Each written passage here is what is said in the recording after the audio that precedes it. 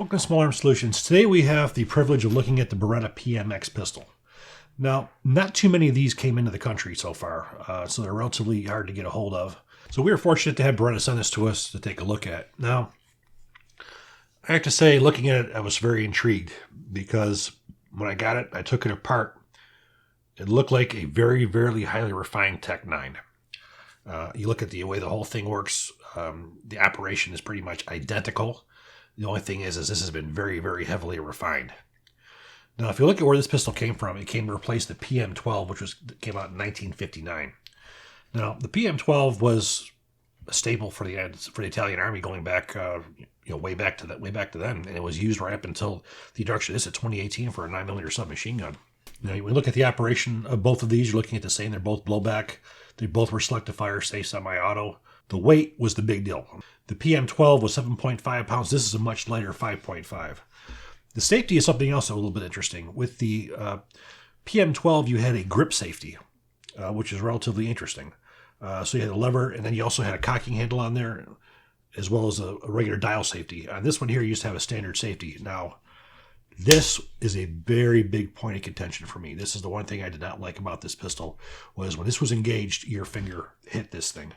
You literally would have to either move this or redesign the safety, because when my hand goes here, it totally hits that. And that was something I did notice that was very uncomfortable when I did shoot it.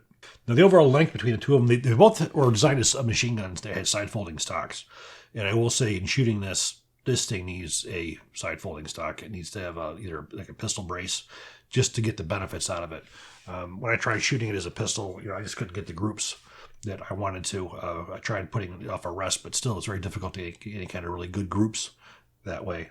But when you compare the two for size, you're looking at a type extended 25.4 for the PM12 and 25.1 for the PMX. So they're pretty comparable in size.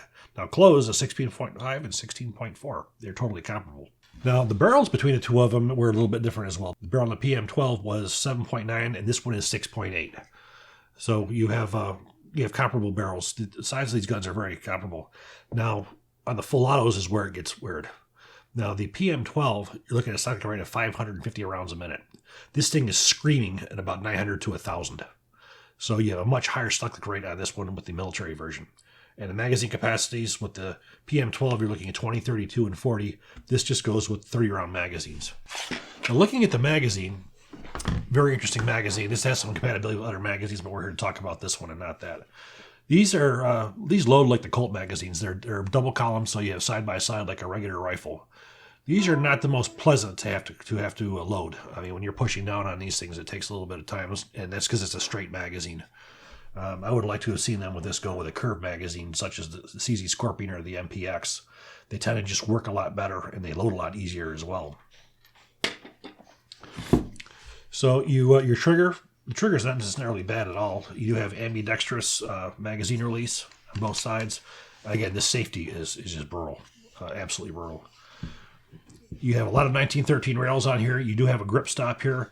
Now, why do you want this? Because this barrel just sticks out of the muzzle. You don't want to have your hand go in front of that barrel, so this is a good stop on here.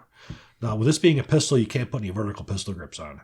So you're better off going with like a Mansa rail protector to cover up all of these, which we do have a code for if you're interested in that. You can save 20% on everything on the Mansa website, so please go check that out. And especially for the cheesy rating feeling of these 1913 rails, those make a big, big difference. Now, of course, it doesn't come with any kind of sight, so we put a Leupold LCO on here, which actually worked out rather well. So let's take this thing apart and see how it works. This is a brand new gun, so there's some difficulty, so it's going to need some persuasion, unfortunately.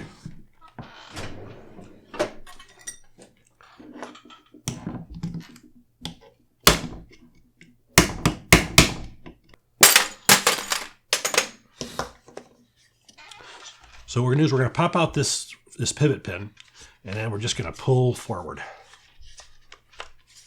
And that pops it right off. Those of you who have been familiar with the Tech 9, this has a lot of similarities to that. This basically is an M4 type hammer assembly. They also cut off the back end of it so it doesn't smack into the tail of the disconnector, which is a very good idea. So this is a very highly refined version of the Tech 9. So now to take the rest of it apart, we take this and we unscrew. And you have dual recoil springs. You pop off this is HK style hook. Now we can pull the bolt back. That pops right out. And now we have our bolt assembly. Now, this is a direct blowback, which you have a very heavy carrier, which is what you use to keep that bolt forward. And look at your lower receiver. And the ability to put a right hand or left hand side on your cocking handle. So mechanically, it comes apart very easily, very easy to maintain. Okay, talking about the operating system with the blowback, these days you're starting to see sort of getting more away from the blowback, and you're seeing more towards going to the gas operated and different kind of locking systems, which I think is probably a good way to go.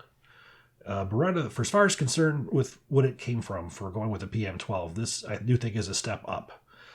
To really appreciate this gun, it really does need a stock or a pistol brace to give you that feel of stability, so you can actually hit something and be confident with it.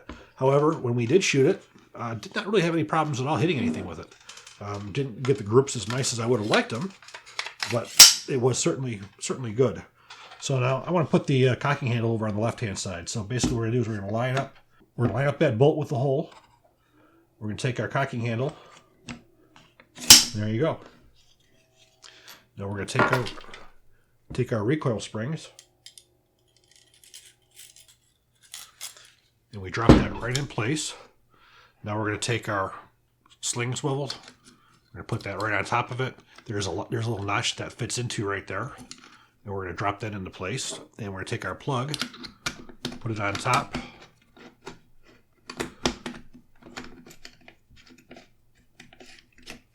And we're going to put that hand tight.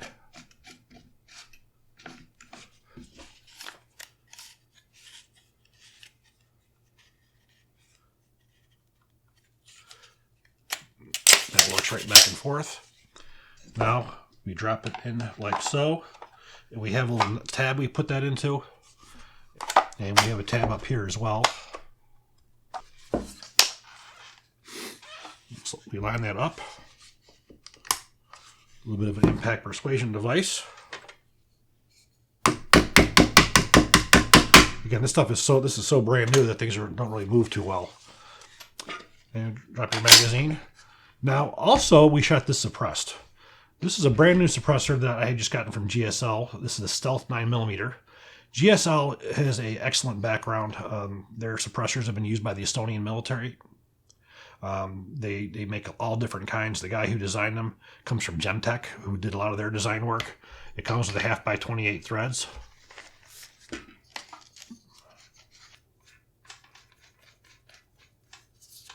So that goes right on there. So I think what we're going to do now is we're going to take this to the range and we're going to see how it shoots.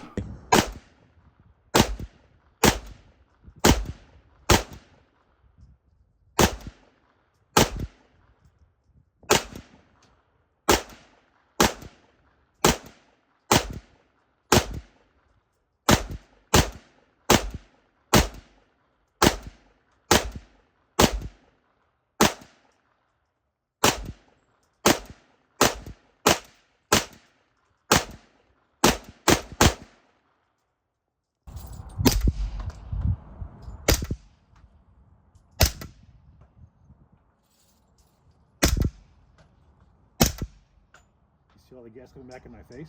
Yeah.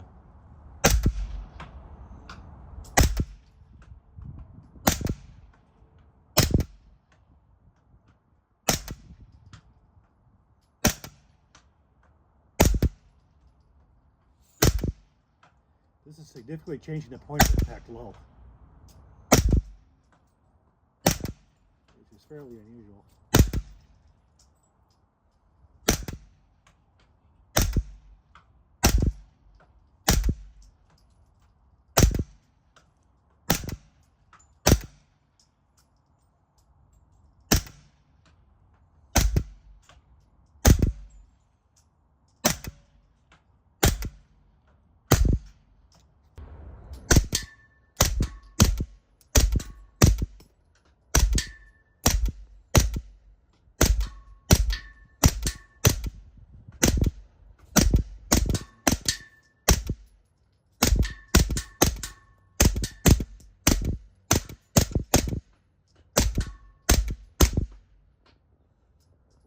Well, shooting impressions. It shot well, but my biggest crux is this safety. This safety is in a very, very poor position. It does hurt. This was sort of surprised that this was on there. If it's in safe, it's not bad. But as soon as you put it on fire, it's very sharp and pointy as well. So it does do a little bit of number. You can see there's a notch on my finger from that. That's the only real issue that I had with it, was the safety. Overall, recoil was nice. Shot well suppressed and unsuppressed. The ammunition that was used was mostly SIG M18 ball, which unfortunately I had that ammunition laying around and I don't think I can replace it because it's very hard to ever find again. But that was a good military grade, 124 grain, 1185 foot a second, basically a plus P load. We also tried some subsonics that were made by Remington, 147 grain. It was our subsonics that we used. But overall, again, it is a very modernized and very much improved Tech 9. It has some AMI features on it. It does have your notch on the side for the stock. You can see it's set up for a stock as well, it looks like. So it looks like if somebody was to come out with an aftermarket pistol brace for it, they would be able to do it and drop it on easily enough. Looks like all you have to do is drive out this pin, and it pretty much should take care of it. But all the SMGs that are out there, this is probably one of the better. But you try to put it on par with the CZ Scorpion and the SIG MPX. I don't think it's right up to that level at all. This is still more of the traditional low-back operation that we've had for many, many, many years. So, I hope you guys do enjoy this video. If you do, please click like, please subscribe, and even better share.